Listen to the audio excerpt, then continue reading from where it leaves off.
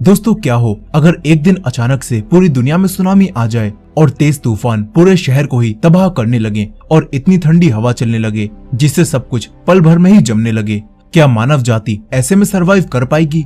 कुछ ऐसा ही होता है हमारी आज की इस कहानी में। तो चलिए देखते हैं कि क्या इंसान इस तरह के हालातों में सरवाइव कर पाएंगे या फिर नहीं।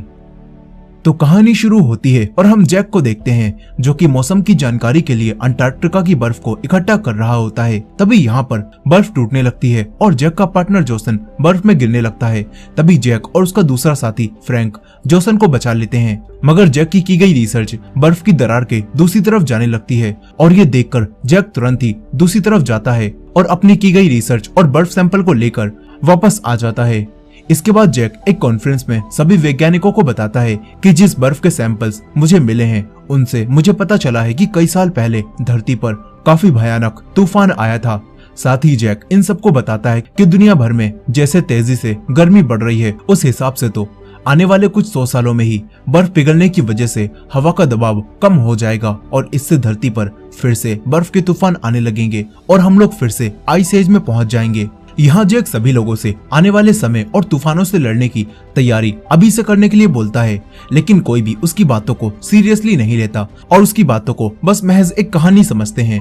अब इसके बाद जब जैक अपने घर पर जा रहा होता है तो तभी उसे एक साइंटिस्ट रेप्सन मिलता है जो कि जैक की हुई रिसर्च की काफी तारीफ करता है। इसके बाद हम रेप्सन के कुछ साथियों को देखते हैं जिन्हें अचानक से एक शहर में तापमान गिरने की जानकारी मिलती है, मगर वो लोग भी इस बात को ज्यादा सीरियसली नहीं लेते। मगर अब कई और देशों में भी तापमान अचानक से गिरने लगता है और हम जापान को भी देखते हैं जहां पर अचानक से तापमान गिरता है और आसमान से बड़े बड़े बर्फ के गोले गिरने लगते हैं जिससे काफी सारे लोग मर जाते हैं। और हमें पता चलता है कि जैक की गई रिसर्च अभी से ही सही साबित होने लगी है और पृथ्वी के कई हिस्सों पर तापमान गिरने लगा है।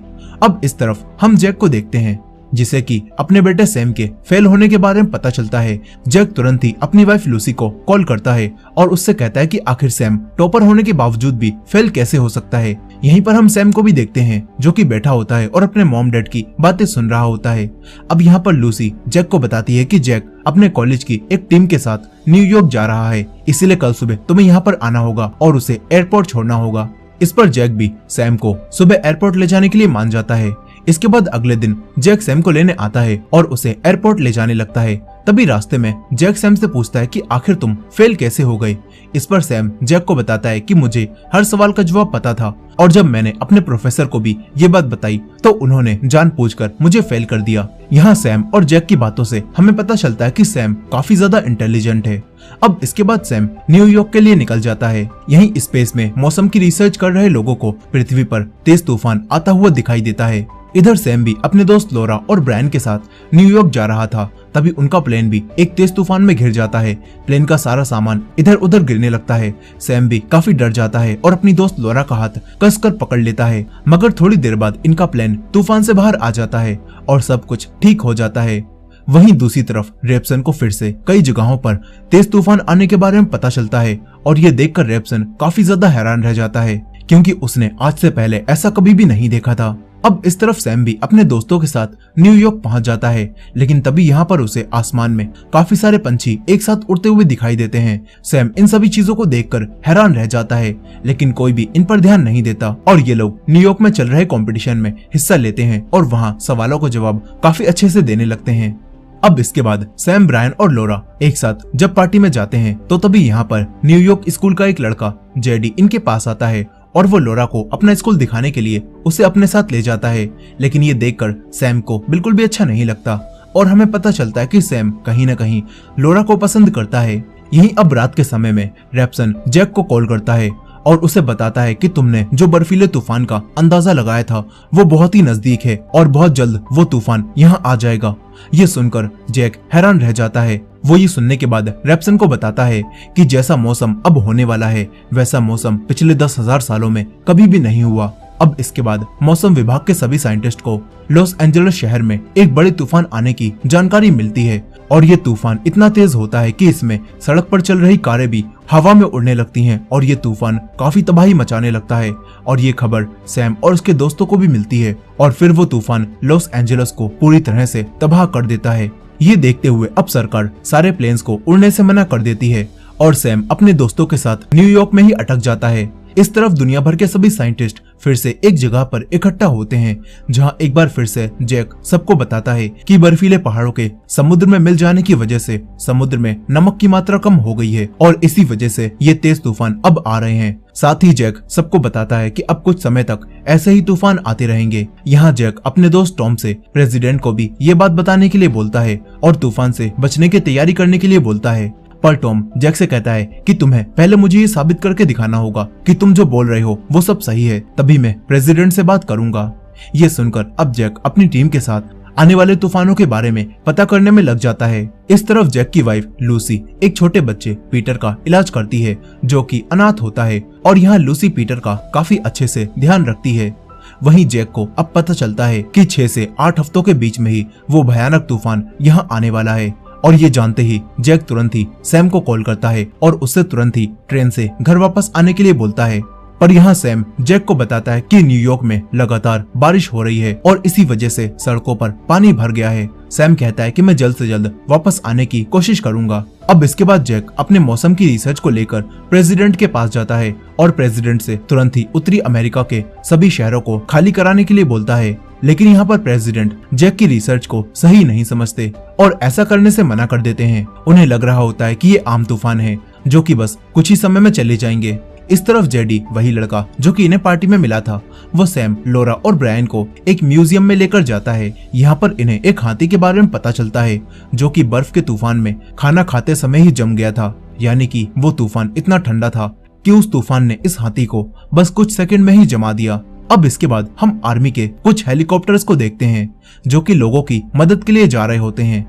लेकिन तभी वो हेलीकॉप्टर एक बहुत ठंडी हवाओं वाले तूफान में आ जाते हैं, जिससे अब हेलीकॉप्टर की पंखुड़ियों पर बहुत तेजी से बर्फ जमने लगती है और पंखुड़ी जाम हो जाती हैं, जिस वजह से हेलीकॉप्टर्स अब जमीन पर क्रैश हो जाते हैं। इसके बाद जैसे ही एक सोल्जर हेलीकॉप्टर से बाहर निकलने की कोशिश करता है तो वैसे ही वो वहां पर जम जाता है, जिससे पता चलता है कि 10,000 सालों पहले आया तूफान अब दोबारा से आने लगा है। और ये सारी बात रैप्सन जैक को भी बताता है और कहता है कि कुछ जगहों पर अचानक से तापमान -150 डिग्री पहुंच गया है, जिस वजह से सभी चीजें काफी तेजी से जम गई हैं। ये बात सुनकर जैक भी हैरान रह जाता है और रैप्सन से उस मौसम की रिपोर्ट मांगता है। इस तरफ जेडी, सैम और बाकी सभी लोगों को अपने घर लेकर आता है। यहाँ सैम और बाकी सभी लोगों को पता चलता है कि लगातार बारिश की वजह से कई जगहों पर सुनामी आने लगी है और ये देखकर अब जेडी, सैम और लोरा और ब्रायन को लेकर न्यूयॉर्क से बाहर छोड़ने जाने लगता है। मगर रोड पर ज्यादा पानी भरा होने की वजह से लोरा सैम से जेडी के घर में ही रुकने के लिए बोलती है, मगर सैम उसकी बात नहीं सुनता और पानी में चलकर ही शहर से बाहर जाने लगता है। यहीं एक जू से कुछ भेड़िए भी शहर में भाग जाते हैं। इधर सैम और बाकी सभी लोग शहर से बाहर निकल ही रहे होते हैं कि तभी सड़कों पर काफी ज्यादा पानी भरने लगता है, जो देखकर सैम सभी लोगों को लेकर एक जगह पर बनी हुई लाइब्रेरी में जाने लगता है। मगर तभी लोरा के पैर में चोट लग जाती है। तभी लोरा कार में फंसी हुई एक लेडी और बच्ची को देखती है और एक पुलिस ऑफिसर के साथ मिलकर उस औरत और बच्चे को बचाने लगती है। मगर तभी यहाँ पर एक सुनामी भी आने लगती है और सैम ये चीज देखता है और वो जल्दी से लोरा को बचाने के लिए उसके पास जाता है। वो लोरा को लेकर तुरंत ही लाइब्रेरी के अंदर आ जाता है और इस तरह इन सभी लोगों की जान बच जाती है। मगर अब इस पूरे शहर में पानी भर जाता है। इस तरफ अब जैक रिसर्च करके रैप्सन को बताता है कि आसमान से काफी ठंडी हवाएं धरती पर काफी तेजी से नीचे आ रही हैं, जिस वजह से अब तापमान बहुत तेजी से नीचे गिर रहा है और उसी वजह से सारी चीजें जमने लगी हैं। साथ ही जैक रैप्सन को बताता है कि अगर ये ठंडी हवाओं को तूफान ऐसे ही चलता रहा तो कुछ दिनों के अंदर ही सब कुछ खत्म हो जाएगा और हम सभी लोग आइस एज में पहुंच जाएंगे, यानी कि एक ऐसा समय जहां सब कुछ बर्फ से ढका होगा। और ये बात जानकर रैप्सन और बाकी सभी लोग दुखी हो जाते हैं। इस तरफ अब लोरा भी सैम को अपनी जान बचाने के लिए थैंक्स बोलती है और सैम को लोरा से बात करते हुए देखकर जेडी सैम से कहता है कि तुम्हें लोरा को प्रपोज कर देना चाहिए। अब इसके बाद सैम लाइब्रेरी के नीचे वाले फ्लोर पर लगे हुए टेलीफोन के पास जाता है ताकि वो अपने डैड को अपने बारे में बता सके। यही टेलीफोन के पास काफी सारा पानी भर चुका था, लेकिन सैम किसी तरह टेलीफोन के पास पहुंच जाता है, मगर पानी काफी ज्यादा ठंडा होता है। इस तरफ जैक और लूसी भी सैम के लिए काफी परेशान हो रहे होते हैं। तभी सैम जैक के पास कॉल करता है और इन्हें बताता है कि वो न्यूयॉर्क की एक लाइब्रेरी में आकर बिल्कुल ठीक है। यहाँ पर सैम अपने डैड से बात कर ही रहा होता है कि तभी इस जगह पर भी पानी भरने लगता है और सैम यहाँ पर डूबने लगता है। यहीं पर जैक अब सैम को उन्हीं ठंडी हवाओं के तूफान के बारे में बताता है और कहता है कि तुम जहाँ पर भी हो वहीं पर रहना और उस लाइब्रेरी से बाहर मत निकलना और हो सके तो अपने आप को गर्म रखना। साथ ही जैक सैम से कहता है कि मैं बहुत जल्द ही तुम्हें लेने वहाँ पर आ जाऊंगा। अब यहाँ पर सैम बात करते करते ही पानी में डूब जाता है, जो देखकर लोरा को लगता है कि सैम अब मर गया होगा। लेकिन तभी सैम पानी से बाहर आता है। ये देखकर लोरा काफी खुश हो जाती है। वो तुरंत ही सैम को ऊपर ले जाती है। इस तरफ जैक भी अब सैम को बचाने के लिए न्यूयॉर्क आने का फैसला करता है। यही लोरा अब जल्दी से सैम को कुछ गर्म कपड़े देती है और सैम के शरीर को गर्म करने के लिए उसे अपने शरीर से गर्मी देने लगती है। ये देखकर सैम को काफी अच्छा लगता है। इस तरफ टॉम जैक के पास आता है और जैक से कहता है कि तुम्हें सैम को बचाने जाने से पहले मेरे साथ एक बार चलना चाहिए और एक बार फिर से प्रेसिडेंट को अपनी मौसम की रिपोर्ट दिखानी चाहिए। ये सुनकर जैक मान जाता है। वहीं दूसरी तरफ सैम और लोरा अब सभी लोगों को पहनने के लिए गर्म कपड़े देते हैं। तभी ये सब लोग बाहर की तरफ देखते हैं, जहाँ पर एक बहुत बड़ी शिप इनके शहर में आ जाती है और उस शिप के अंदर कोई भी नहीं होता। वहीं दूसरी तरफ जैक अब प्रेसिडेंट और बाकी सभी लोगों को ये बताता है कि ये ठंडी हवाओं को तूफान 7 दिनों तक चलता रहेगा, जिससे बचने के लिए हमें सभी लोगों को तुरंत ही उत्तर से निकालकर दक्षिण की तरफ भेजना होगा, जिसमें कि मैक्सिको सबसे अच्छा देश है जहाँ पर लोग बिल्कुल सेफ रह पाएंगे। यह सुनकर प्रेसिडेंट जैक से पूछते हैं कि अब हमें उत्तर में फंस चुके लोगों का आखिर क्या करना चाहिए। इस पर जैक प्रेसिडेंट से कहता है कि हम उत्तर में फंस चुके लोगों को तो अब नहीं बचा सकते और अगर वो सभी लोग अपने घरों से बाहर निकले तो वो सभी लोग मर जाएंगे। इतना बोलकर जैक यहाँ से चला जाता है। ये सब सुनकर प्रेसिडेंट बचे हुए सभी लोगों को तुरंत ही मैक्सिको ले जाने का ऑर्डर देते हैं। वहीं दूसरी तरफ रैप्सन और उसकी टीम के पास भी अब खाने पीने का सामान खत्म हो जाता है, लेकिन यहाँ पर ये लोग मरने से नहीं डरते और सभी लोगों को याद करके ड्रिंक करने लगते हैं। इस तरफ लाइब्रेरी में मौजूद एक आदमी अपने डॉगी को लाइब्रेरी के बाहर लेकर आता है। यहाँ पर उसे कुछ और लोग बाहर दिखाई देते हैं। वो आदमी तुरंत ये बात लाइब्रेरी के अंदर मौजूद सभी लोगों को बताता है और ये जानकर सभी लोग अब बाहर देखते हैं, जहाँ पर अब पानी जम जाने की वजह से सभी लोग इस शहर से बाहर निकल रहे होते हैं और ये देखकर बाकी सभी लोग भी शहर से बाहर जाने लगते हैं। मगर सैम सभी लोगों को बताता है कि मेरे डैड, जो कि एक साइंटिस्ट हैं, उन्होंने मुझे बताया है कि ठंडी हवाओं को तूफान हमारी तरफ बढ़ रहा है और इस वजह से जो भी बाहर जाएगा वो जमकर मर सकता है। यहाँ सैम सभी लोगों को ये समझाने की कोशिश करता है कि इन्हें बाहर नहीं जाना चाहिए और यहीं पर रहकर इंतजार करना चाहिए, लेकिन कोई भी उसकी बात नहीं मानता और सभी लोग बाहर चले जाते हैं। मगर अब कुछ लोग सैम की बात मानकर यहीं पर रुक जाते हैं। वहीं जैक भी अब सैम को बचाने जाने लगता है। तभी फ्रैंक और जोसन भी जैक के साथ ही सैम को बचाने जाने का फैसला करते हैं और अब ये तीनों सैम को बचाने के लिए निकल जाते हैं। यहीं काफी सारे लोग अभी से अपनी जान बचाने के लिए मैक्सिको में जबरदस्ती घुसने लगते हैं। फिर कुछ समय बाद लाइब्रेरी में एक लेडी सैम और बाकी सभी लोगों को एक दूसरे रूम में लेकर आती है, जहां आकर सैम बुक्स को जलाने लगता है ताकि ये सभी लोग अपने आप को गर्म रख सकें। और अब ये सभी लोग मिलकर कुछ खाना भी इकट्ठा कर लेते हैं ताकि ये लोग कई दिनों तक यहाँ पर सरवाइव कर पाएं। वहीं दूसरी तरफ लूसी के साथ काम करने वाली एक डॉक्टर अब लूसी को आकर बताती है कि बस हॉस्पिटल में अब हम 3 ही बचे हैं और सभी लोग यहाँ से जा चुके हैं और नीचे एक ऑफिसर हमें लेने आया हुआ है। लेकिन यहाँ पर लूसी पीटर को बिना एम्बुलेंस के यहाँ से बाहर नहीं ले जा सकती थी। इसी वजह से लूसी अपनी साथी को ही अकेले जाने के लिए बोलती है और खुद यहाँ पर पीटर के साथ रुकने का फैसला करती है। यहाँ लूसी की साथी उसे बताती है कि मैंने पीटर को हॉस्पिटल से निकालने के लिए एक एम्बुलेंस को भी फोन किया है, लेकिन उन्हें यहाँ पर आने में थोड़ा समय लगेगा। ये सुनकर अब लूसी अपनी दोस्त को यहाँ से जाने के लिए बोलती है और अपनी जान खतरे में डालकर पीटर के साथ एम्बुलेंस के आने का इंतजार करने लगती है। वहीं दूसरी तरफ लाइब्रेरी में लोरा और बाकी सभी लोग सारी किताबों को इकट्ठा करने लगते हैं। तभी लोरा एक लड़की को बताती है कि मेरे पैर पर कुछ समय पहले चोट लग गई थी, जिस वजह से मुझे थोड़ी तकलीफ हो रही है। यही ब्रायन भी एक रेडियो से सिग्नल्स ढूंढने की कोशिश कर रहा था और वो सैम को बताता है कि ये रेडियो 1 मिनट के लिए ठीक हो गया था और पता चला है कि पूरे उत्तर अमेरिका में तेज तूफान चल रहा है और सारा शहर बर्फ में दब चुका है। वो कहता है कि ऐसे में मुझे नहीं लगता कि तुम्हारे डैड हमें बचाने यहाँ पर आ पाएंगे। मगर सैम ब्रायन से कहता है कि मुझे अपने डैड पर पूरा यकीन है, वो मुझे बचाने के लिए यहाँ पर जरूर आएंगे। यहीं जैक अपने दोस्तों के साथ काफी दूर तक आ जाता है, लेकिन तभी इनकी कार एक दूसरी कार से टकरा जाती है, जिस वजह से अब जैक पैदल ही आगे बढ़ने का फैसला करता है। यहाँ पर अब ये सभी लोग पैदल ही लाइब्रेरी जाने के लिए निकल जाते हैं। अब इसके बाद हम उन लोगों को देखते हैं जो कि लाइब्रेरी से निकल गए थे और यहाँ पर इन लोगों की हालत ठंड से काफी बुरी होने लगती है और कुछ लोग तो यहाँ मर भी चुके होते हैं। इस तरफ जैक अपने दोस्त फ्रैंक और जोसन के साथ आगे बढ़ रहा था, लेकिन तभी ये लोग बर्फ में दबे हुए एक मॉल के ऊपर आ जाते हैं और मॉल का ग्लास टूटने की वजह से फ्रैंक मॉल के अंदर गिरने लगता है। मगर तभी जैक किसी तरह से फ्रैंक को गिरने से रोकता है, लेकिन यहाँ पर फ्रैंक के वजन की वजह से एक और ग्लास टूटने लगता है और ये देखकर फ्रैंक अपने दोस्त को बचाने के लिए खुद अपनी रस्सी काट देता है और अपनी जान देकर जैक और जोसन को बचा लेता है।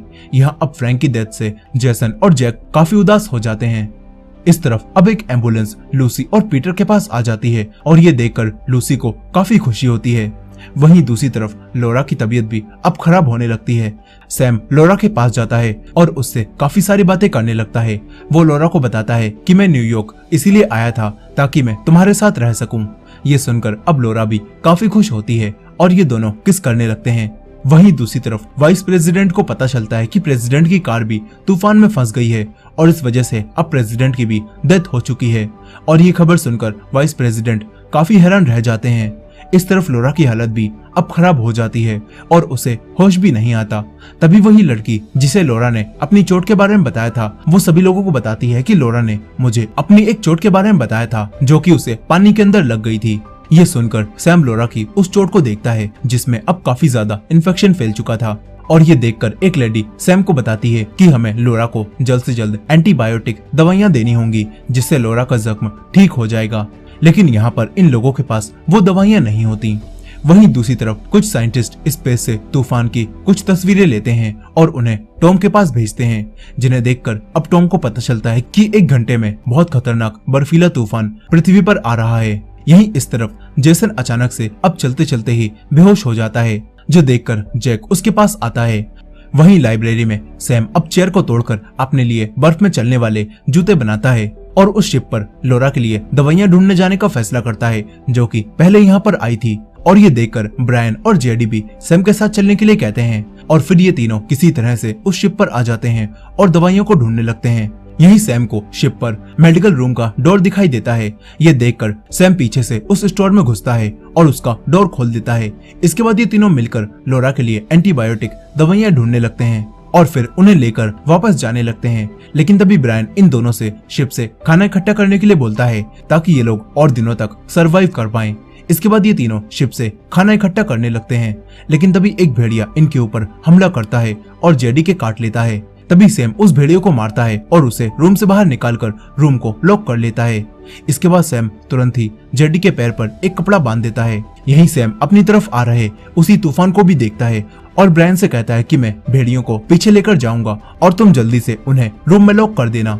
इतना बोलकर अब सैम जहाज के पीछे से भेड़ियों के सामने जाता है और उन्हें अपने पीछे लगा लेता है और उन्हें एक रूम में लॉक कर देता है। इसके बाद सैम ब्रायन और जेडी को शिप से बाहर निकालता है। इस तरफ जैक भी उसी बर्फीले तूफान को अपनी तरफ आता हुआ देखता है और वो जल्दी से बेहोश जेसन को लेकर यहाँ से भागने लगता है। वहीं सैम भी अब जेडी को एक लाइफ बोर्ड में डालकर लाइब्रेरी की तरफ जाने लगता है। तभी वो एक बिल्डिंग को हवा से जमता हुआ देखता है और ये देखकर सैम ब्रायन से जल्दी से भागने के लिए बोलता है। यहीं जैक भी अब जेसन को बर्फ में दबे हुए एक घर में फेंकता है और खुद भी उसके अंदर आ जाता है। यहाँ जैसे जैसे तूफान आगे बढ़ रहा होता है तो सारी चीजें जम रही होती हैं। अब यही सैम भी लाइब्रेरी में आ ही रहा होता है कि तभी लाइब्रेरी भी जमने लगती है और ये देखकर सैम तेजी से भागता है और तुरंत ही सभी लोगों के पास आकर रूम का डोर लॉक करा देता है और साथ ही सभी लोगों से रूम में जल रही आग को तेज करने के लिए कहता है। ये सभी लोग आग को तेज करने लगते हैं। वहीं दूसरी तरफ जैक भी उसी घर के डोर को लॉक करता है और यहाँ पर आग जलाने लगता है। फिर कुछ समय बाद वो तूफान यहाँ से चला जाता है और अब जोसन को होश आता है और जैक उसे बताता है कि तुम कुछ घंटों से बेहोश थे और मैंने तुम्हें बचाने के लिए तुम्हें फेंक दिया था जिससे तुम्हें चोट लग गई। साथ ही अब जैक जेसन से कहता है कि अब तूफान यहाँ से जा चुका है और हमें अभी ही सैम को ढूंढने के लिए यहाँ से निकलना होगा। अब इसके बाद जैक जेसन को लेकर सैम को ढूंढने के लिए वापस निकल जाता है। तभी इन्हें रास्ते में काफी सारे लोगों की डेड बॉडीज दिखाई देती हैं जो कि बर्फ में जम चुकी थी। अब इसके बाद रात के समय ये लोग टेंट लगाकर यहीं पर रात बिताते हैं। यहाँ जेसन जैक से पूछता है कि क्या हम सभी इंसान ऐसे ही मर जाएंगे। इस पर जैक जेसन से कहता है कि मानव जाति ने पिछले आइस एज को भी सर्वाइव कर लिया था और हम इस बार भी इस चीज को सर्वाइव कर लेंगे। यही जेसन जैक से पूछता है कि क्या सैम अभी भी ठीक होगा। इस पर जैक जेसन से कहता है कि मैंने सैम से वादा किया था कि मैं उसे जरूर ढूंढूंगा और मैं उस वादे को पूरा जरूर करूंगा। यहाँ अब तूफान जाने के बाद यहाँ का मौसम भी साफ होने लगता है और काफी समय बाद यहाँ पर धूप निकलती है, जो देखकर जैक काफी खुश होता है और सैम को ढूंढता हुआ उसी लाइब्रेरी के पास पहुंच जाता है। जैक लाइब्रेरी के अंदर जाकर सभी लोगों को ढूंढने लगता है। वो सैम को बार बार आवाज लगाता है लेकिन उसे यहाँ पर कोई भी दिखाई नहीं देता। तभी जैक को एक दरवाजा दिखाई देता है जिसके पीछे से रोशनी बाहर आ रही होती है। जैक तुरंत ही उस दरवाजे को खोलता है और यहाँ पर सैम और बाकी सभी लोग उस बर्फीले तूफान को सरवाइव कर गए होते हैं और अभी भी जिंदा होते हैं। यहाँ ये सभी लोग सो रहे थे। अब सैम की आंख खुलती है और सैम अपने डैड को यहाँ देखकर काफी खुश होता है और कहता है कि मैं जानता था कि आप मुझे बचाने यहाँ पर आओगे। अब इसके बाद टॉम जैक के कहने पर वाइस प्रेसिडेंट के पास जाता है और उन्हें जैक और बाकी सभी लोगों के न्यूयॉर्क में जिंदा होने के बारे में बताता है, जो सुनकर वाइस प्रेसिडेंट काफी खुश होते हैं और तुरंत ही अपनी सेना को यहाँ लाने के लिए भेज देते हैं। इस तरफ लूसी और पीटर भी बिल्कुल ठीक होते हैं और लूसी को भी अब जैक और सैम के जिंदा होने के बारे में पता चलता है, जो जानकर वो काफी खुश होती है। यही टॉम और कुछ सैनिक जैक को बचाने के लिए अब हेलीकॉप्टर से न्यूयॉर्क पहुंच जाते हैं और यहाँ पर टॉम जैक को देखकर काफी खुश होता है। इसके बाद ये सभी लोग घर जाते समय कई सारे और लोगों को भी देखते हैं जो कि न्यूयॉर्क में उस बर्फीले तूफान को सरवाइव कर गए होते हैं। और अब जैक के यहाँ आने की वजह से ही सरकार को इन सब के बारे में पता चलता है और सरकार इन्हें बचाने के लिए यहाँ पर हेलीकॉप्टर्स और अपनी सेना भेजती है। यहीं सैम और लोरा को एक साथ देखकर जैक भी काफी खुश होता है। अब इसके बाद स्पेस में मौजूद वही साइंटिस्ट फिर से पृथ्वी को देखते हैं, जहां मौसम अब पूरी तरह से ठीक हो चुका था और हवा काफी ताजी होती है और ये देखकर ये सभी लोग समझ जाते हैं कि पृथ्वी पर बहुत जल्द सब कुछ पहले जैसा हो जाएगा। और इसी एंडिंग के साथ ये कहानी यहीं पर खत्म हो जाती है। दोस्तों, ये थी इस मूवी की फुल स्टोरी। आई होप कि आपको ये स्टोरी पसंद आई होगी। वेल, इस स्टोरी से हमें पता चलता है कि अगर हम पृथ्वी के नेचर को इसी तरह से लगातार नुकसान पहुंचाते रहें तो वो दिन दूर नहीं जब नेचर हमसे बदला लेगा और हमें भी कुछ ऐसे ही हालातों का सामना करना पड़ेगा, जहां पृथ्वी का कोई हिस्सा तेज ठंड और कोई हिस्सा तेज गर्मी से जूझ रहा होगा। खैर, आपको क्या लगता है? अपने ओपिनियन कमेंट में बताना मत भूलेगा और इस वीडियो को भी लाइक करना मत भूलेगा। और हमारे चैनल पर नए हैं तो हमारे इस चैनल को भी सब्सक्राइब करके बेल नोटिफिकेशन को ऑन कर लीजिएगा। मिलते हैं नेक्स्ट वीडियो में।